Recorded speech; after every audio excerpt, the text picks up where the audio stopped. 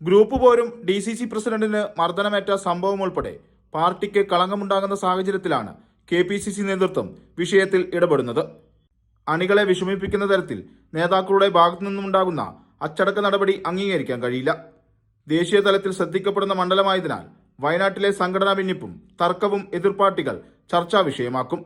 നേതാക്കളിലെ ഭിന്നത നേതൃത്വം നിരീക്ഷിക്കുന്നുണ്ടെന്നും അത്തരം പ്രവണതകൾ ആവർത്തിച്ചാൽ മുഖം നോക്കാതെ നടപടി സ്വീകരിക്കേണ്ടി വരുമെന്നും സണ്ണി ജോസഫ് വ്യക്തമാക്കി.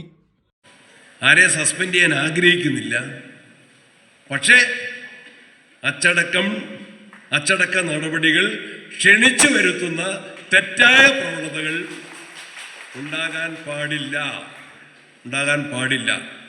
അത്രമാത്രം ഞങ്ങളിവിടെ പറഞ്ഞു വെക്കുന്നു. ഇവിടെയുള്ള പ്രശ്നങ്ങൾ ഞങ്ങളുടെ ശ്രദ്ധയിൽപ്പെട്ടിട്ടുണ്ട്. അത് സംബന്ധിച്ച് ആലോചിച്ച് ഉചിതമായ തീരുമാനങ്ങൾ എടുക്കും. പുൽപ്പള്ളിയിലെ യോഗത്തിനിടെ DCC പ്രസിഡന്റ് ND അപ്പച്ചനെ മർദ്ദിച്ച സംഭവത്തിൽ ജില്ലയിലെ മുതിർന്ന കോൺഗ്രസ് നേതാക്കൾക്കെതിരെ പോസ്റ്ററുകൾ പ്രത്യക്ഷപ്പെട്ടിരുന്നു. പ്രസിഡന്റിനെ കയ്യേറ്റം ചെയ്യാൻ കൂട്ടുനിന്ന മുൻ DCC പ്രസിഡന്റുമാരായ IC ബാലകൃഷ്ണൻ MLA, KL പൗലോസ് DCC ജനറൽ സെക്രട്ടറിയും മീനങ്ങാടി പഞ്ചായത്ത് പ്രസിഡന്റുമായ KE വിനയൻ എന്നിവരെ പാർട്ടിയിൽ നിന്നും പുറത്താക്കണമെന്ന് ആവശ്യപ്പെടുന്ന പോസ്റ്ററുകളാണ് ജില്ലയുടെ വിവിധ ഭാഗങ്ങളിൽ പ്രത്യക്ഷപ്പെട്ടത്. True lens, Wayanad.